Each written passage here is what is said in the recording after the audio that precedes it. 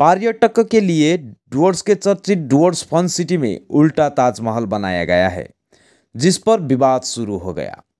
आगरा में ताजमहल तो लगभग सभी ने देखा है, लेकिन अगर आप डुवर्स घूमने आएंगे तो आपको इसके ठीक उल्टा ताजमहल देखने को मिलेगा।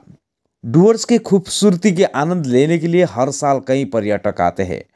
पर्यटक मुख्य रूप से डुवर्स के पहाड़ों, नदियों, जंगलों एवं वन्य जीव को देखने आते हैं और इस बार डुवर्स आने पर पर्यटक ताजमहल का भी दीदार करने को मिलेगा, लेकिन वह ताजमहल उल्टा है। यह उल्टा ताजमहल डुवर्स के नागराकटा ब्लॉक के अपर केलाबाड़ी में एक निजी रिसोर्ट में बनाया गया है। गौरतलब है कि पहले भी इस रिसोर्ट में उल्टा घर बनाया गया था, तभी से इस उल्टा घर को देखने के लिए पर्यटक को भीड़ उमड़ पड़ती थी।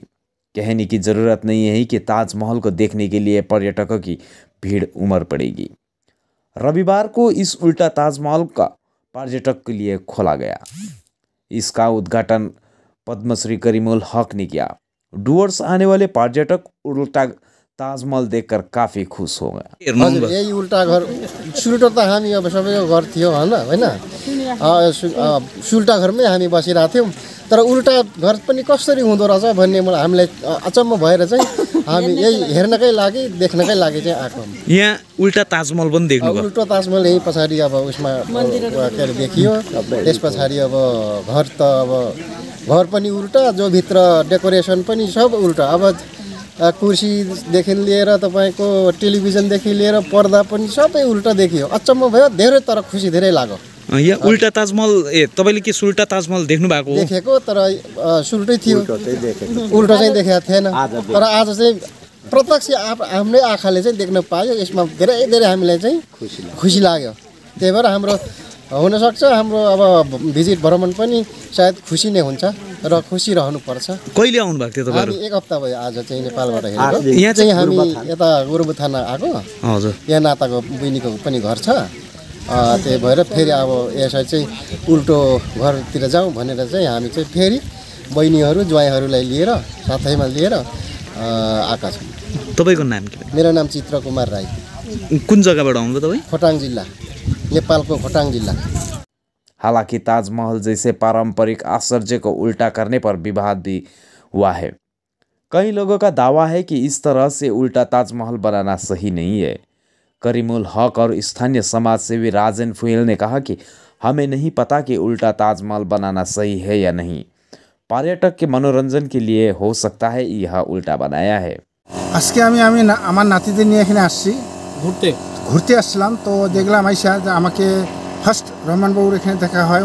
উনি বলে যে আমার নতুন একটা তাজমহল তৈরি করছি, পুরোটাই উল্টা, আপনাকে এটা উদ্বোধন করতে হবে। আমি অবাক হয়ে গেলাম যে উল্টা তাজমহল আবার কীরকম হয়। এসে দেখতেছি সত্যি এটা উল্টা তাজমহল, এখানে ঘরও উল্টা। তো ঘর উল্টা উনি তৈরি করছে ঠিকই, কিন্তু তাজমহলও যে উল্টা করবে এটা কি জানি না। এটা কি ওই তাজমহলের এটা অপমানজনক হইলো না আর কোনো কিছু হইলো না মানুষের দেখানো এটার জন্য করছে সেটা আমি জানি না। কিন্তু উল্টা তাজমহল এখানে এসে দেখার পরে আমি ভাবতেছি যে আমাদের দেশে বিভিন্নভাবে সবটাই সোজা থাকে, কিন্তু উনি উল্টাটা করলেন কেন? কারণটা কি? এই কারণটা আমাকে ওনার কাছে জানতে হবে যে কারণটা কি। আপনি অপমানজনক কিছু করলেন না তো আমাদের দেশের তাজমহলকে? যে তাজমহল সারা বিশ্বের মধ্যে আজকে আমাদের ভারতের মধ্যে আসছে, সেই ভারতের মধ্যে একটা ঐতিহ্যজানী জিনিস, সেটাকে আবার উনি এখানে উল্টা তৈরি করলেন। এটা ভাবনীয় ব্যাপার আছে। এটা তো জানি না। তো এখানে আবার ঘর উল্টা আছে, যে কোনো জিনিস মানুষ তৈরি করে সোজা, এখানে উল্টা। তো যাক, এই কেলাবাড়ি এরিয়া আজকে আমি আসলাম, এটাই নাকি আমাকে বলতেছে আপনাকে একটু উদ্বোধন করতে হবে। জানি না উদ্বোধনের পর আমি আবার কোনো জায়গায় আবার ফাইসে যাই নাকি। কারণ হচ্ছে জিনিসটা উল্টা একটু অপমানজনক হচ্ছে না? তো মানুষের এটা দেখারও একটা সৌন্দর্য, যে তাজমহল তো অনেকে দেখতে পারে না, এত এরিয়ার মানুষ যাইও না কোথাও, কিন্তু উল্টা হলো স্বাভাবিক একটা মানুষ এখানে ভিড় করবে, দেখতেছি অনেক সেলফি তুলতেছে, অনেক মানুষ আনন্দ করতেছে। কিন্তু উল্টা ব্যাপারটা এটা আমার জানা নেই। যদি আমাকে দিয়েও উদ্বোধন করে তার দায় আমি নেব না, ওই রহমানেই নেবে, যেহেতু উনি উল্টা তৈরি করছে। আর আমি আনন্দতে কিন্তু এটা उद्बोधन करब ये ठीक कुरा के हो भने अब हामीले त ताजमहल देखेको दिल्लीको आगरामा हो। यहाँ आएर आज अचम्मको कुरा देखियो, यहाँ उल्टा घर उल्टा नै प्रकारले ताजमहल बनाइयो। त अब यो के कन्सेप्ट हो? हुनु त यो डुवर्स फन सिटीमा सबै उल्टै कुरा छ।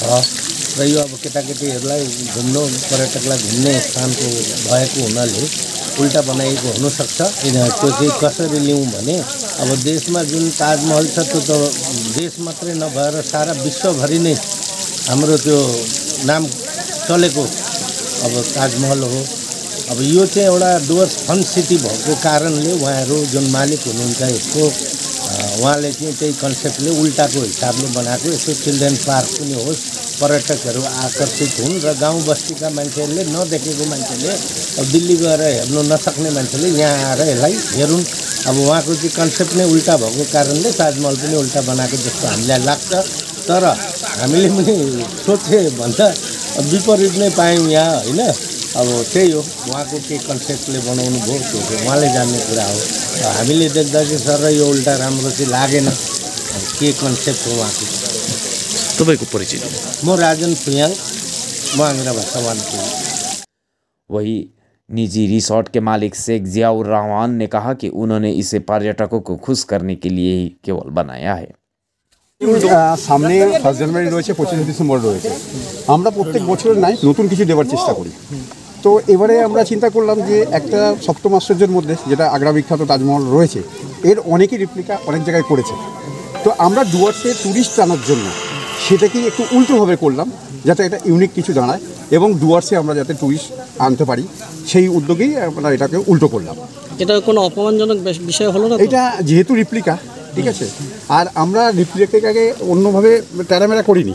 আমরা সেম জিনিসটাকেই শুধু উল্টো করেছি মানুষের মনোরঞ্জনের জন্য এবং পর্যটকদের আকর্ষণের জন্যই এটাকে করা। আচ্ছা, স্থানীয় যারা মানুষজন আছে তাদের স্থানীয় খাবার দাবার, স্থানীয় সবকে প্রমোট করার যে কর্মসংস্থান, নিশ্চয়ই আমরা সেরকম অনেকেই মানে নিয়েছি, প্রকল্প নিয়েছি, ঠিক আছে। কিছু দোকান অলরেডি সামনে বসেছে। আমরা এখানে আরও মানে হ্যান্ডিক্রাফটের জিনিস বা হাতের কাজের জিনিস সেই সবের স্টল লাগানোরও চেষ্টা করছি এবং আমরা আরও কিছু স্টল করে দেওয়ার চেষ্টা করছি যাতে স্থানীয়রা এখান থেকে আরও কিছু উপকৃত হয়। আপনার নাম এবং পরিচয়? আমার নাম শেখ জিয়াউর রহমান, আমি ডুয়ার্স ফান সিটির কর্ণধার। ঠিক আছে।